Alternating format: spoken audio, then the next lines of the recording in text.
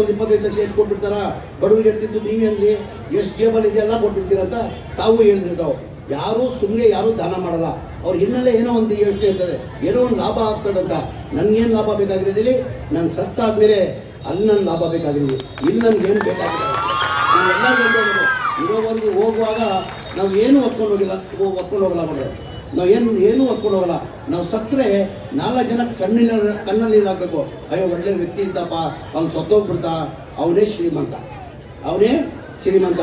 ಹಾಗಾಗಿ ನನ್ನೆಲ್ಲ ಗುಣ ಇರೋದು, ನಾನು ಮಾಡ್ತಾ ಇರೋದು ನನ್ನ ಲಾಭಕ್ಕೋಸ್ಕರ ಬಡವ್ರಿಗೆ ಒಳ್ಳೇದಾಗಲಿ ಅಂತ ಇನ್ನೇನು ಮಾಡ್ತಾ ಇರೋದು.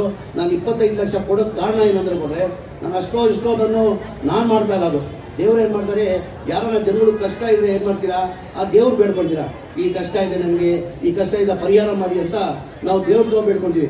ನೇರವಾಗಿ ದೇವರು ಬಂದು ಆ ಪರಿಹಾರ ಮಾಡೋಕ್ಕೆ ಸಾಧ್ಯ ಆಗಲ್ಲ. ದೇವ್ರು ಏನು ಮಾಡ್ತಾರೆ, ಯಾರಿಗಾನ ಸೃಷ್ಟಿ ಮಾಡ್ತಾನೆ. ಆ ಥರ ನಾಗರಾಜಣ್ಣ ಆ ಮಗುಗೆ ನಮ್ಮ ಡಾಕ್ಟರ್ ಮುಖೇಶ್ ಅಂತ ಇದ್ದಾರೆ, ನಂಗೆ ಭಾಳ ಬೇಕಾಗಿರೋರು. ಡಾಕ್ಟರ್ ಮುಖೇಶ್ ಅವರು 3-4 ದಿನದಿಂದ ಫೋನ್ ಮಾಡ್ತಾಯಿದ್ರು, ಸರ್ ಅವ್ನು ಮೈಸೂರಿಗೆ ಬ್ರಾಹ್ಮಣರಿಗೆ ಅಮ್ಮವ್ರು ಟೀಚರ್ ಆಗಿದ್ದಾರೆ, ಆ ಮಗು ಪಾಪ ಏನೋ ಒಂದು ಕಾಯಿಲೆ ಬಂದುಬಿಟ್ಟಿದೆ, ಆ ಕಾಯಿಲೆ ಇಂಜೆಕ್ಷನ್ ತೊಗೊಳ್ಬೇಕಾದ್ರೆ 16 ಕೋಟಿ ಆಗ್ತದೆ, 2 ವರ್ಷಕ್ಕೂ ಒಳಗಡೆ ತೊಗೊಂಡಿಲ್ಲ ಅಂದರೆ ಆ ಮಗು ಸತ್ತೋಗ್ಬಿಡ್ತದೆ, ಆ ಮಗುಗೆ ನಿಮ್ಮ ಕಡೆಯಿಂದ ಏನಾದ್ರು ಸಹಾಯ ಮಾಡಿ ಅಂತ ಅವ್ರು ಕೇಳ್ಕೊಂಡಿದ್ರು. ಆಯಿತು ಬನ್ನಿ ಅಂತ ಹೇಳ್ಬಿಟ್ಟು ನನ್ನ ಗೌರ್ಮೆಂಟ್ ಕ್ವಾರ್ಟರ್ಸ್ಗೆ ಕರ್ಸ್ಕೊಂಡೆ ಹೋಗ್ರೆ. ಬಂದಾದ್ಮೇಲೆ ಕೂತ್ಕೊಂಡಾದ್ಮೇಲೆ ಮಗುಗೆ ಮಾತಾಡ್ತಾ ಇದೆ. ಆ ಸೋಷಿಯಲ್ ಮೀಡಿಯಾದಲ್ಲಿ ಭಾಳಷ್ಟು ವೈರಲ್ ಆಯ್ತದು. ಆ ಮಗುಗೆ ನಾನು ಕೇಳಿದೆ, ಏನಮ್ಮ ತಾಯಿ ಚೆನ್ನಾಗಿದೆಯಾ ಮಗಳೇ ಅಂತ. ನಾನು ಚೆನ್ನಾಗಿದ್ದೀನಿ. ಅವ್ರು ಮಾತಾಡೋಕೆ ಬರೋಲ್ಲ, 2 ವರ್ಷ ಅವ್ರು ಏನು ಮಾತಾಡ್ತಾರೆ, ಚೆನ್ನಾಗಿದ್ದೀನಿ ಅಂಕಲ್, ನನ್ನ ಕಾಯಿಲೆ ಇಲ್ಲಿವರೆಗೂ ಇತ್ತು, ಈಗ ಇಲ್ಲಿವರೆಗೂ ಬಂದಿದೆ, ನಾನು ಸತ್ತೋಗ್ಬಿಡ್ತೀನಿ ನಾನು. ಅದು ನೋಡಿ ನನ್ನ ಕಣ್ಣ ನೀರು ಹಾಕಿ ಅದು 25 ಲಕ್ಷ ಕೊಟ್ಟು ನಾನೇ ಅವಳನ್ನ ಟೋಟಲ್ 2.5 ಲಕ್ಷ ರೂಪಾಯಿ ವ್ಯವಸ್ಥೆ ಮಾಡಿದ್ದೀನಿ. ನಮ್ಮ ಇಂಡಿಯಾ ಬಿಲ್ಡರ್ಸಿಂದ CSR ಫಂಡಿಂದ 50 ಲಕ್ಷ ಜಿಯಾಲಜಿಗೆ ಕೊಡ್ತೀನಿ ಅಂತ ಹೇಳಿದ್ದಾರೆ.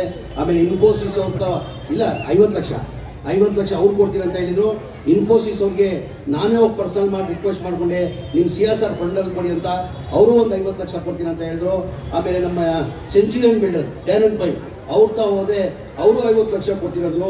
ಪ್ರೆಸ್ಟೀಜ್ ಗ್ರೂಪ್ ಹೋದೆ, ಅವರು 50 ಲಕ್ಷ ಕೊಡ್ತೀನಿ ಅಂತ ಹೇಳಿದ್ರು. ಆಮೇಲೆ ಡಾಕ್ಟರ್ ಬೇರೆಯವ್ರಿಗೆಲ್ಲ ಮಾತಾಡ್ಬಿಟ್ಟು ಆ ಇಂಜೆಕ್ಷನ್ ಏನು 16 ಕೋಟಿ ಇತ್ತು ಅದು 9 ಕೋಟಿಗೆ ಈಗ ತಂದಿದ್ವಿ. 9 ಕೋಟಿಗೆ ತಂದಿದ್ವಿ ಅಂದರೆ ನಮ್ಮ ಕಣ್ಣಿಗೆ ಆದ 1000 ಗಂಟೆಗಳು ಆಗಿರ್ತವೆ. ಎಲ್ಲರಿಗೂ ನಾವು ಮಾಡೋಕ್ಕಾಗಲ್ಲಮ್ಮ.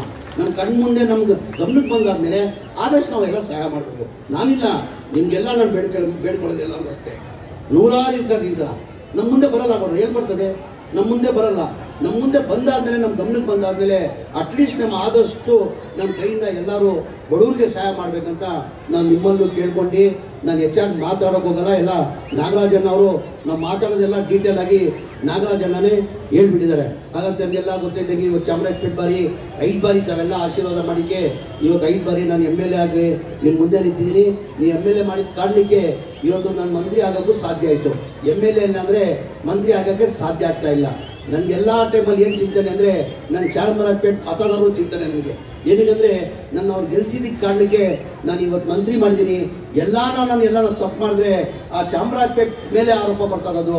ಆ ಕಾರಣಕ್ಕೆ ನಾನು ಎಷ್ಟಾಗ್ತದೆ ನನ್ನ ಚಾಮರಾಜಪೇಟೆ ಮತದಾರರಿಗೆ ಅವ್ರು ಗೌರವ ಮಾಡೋದು ಕೆಲಸ ಮಾಡಬೇಕಂತ ನಾನು ಪ್ರಯತ್ನ ಮಾಡಿ ನಾನು ಕೆಲಸ ಮಾಡ್ತಾಯಿದ್ದೀನಿ. ಈ ಸರ್ಕಾರ, ನಮ್ಮ ಸರ್ಕಾರ ಬಂದಾದಮೇಲೆ ನಮಗೆಲ್ಲ ಗೊತ್ತೇ ಇದೆ, 5 ಗ್ಯಾರಂಟಿಯನ್ನು ನಾವು ಘೋಷಣೆ ಮಾಡಿದ್ವಿ.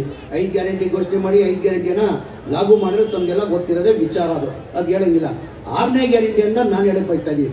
ನಾನು ವಸತಿ ಮಂತ್ರಿ ಆದಮೇಲೆ ನನ್ನ ಗಮನಕ್ಕೆ ಬಂತು ಗೌಡ್ರೆ, ನಾನು ವಸತಿ ಮಂತ್ರಿ ಆದಮೇಲೆ ನನ್ನ ಗಮನಕ್ಕೆ ಬಂತು ಮನೆಗಳು. ಹಿಂದಿನ ಸರ್ಕಾರದಲ್ಲಿ ಸಿದ್ದರಾಮಯ್ಯ ಅವರು ಮುಖ್ಯಮಂತ್ರಿ ಇರುವಾಗ ಸ್ಲಮ್ ಬೋರ್ಡ್ದು 1,80,250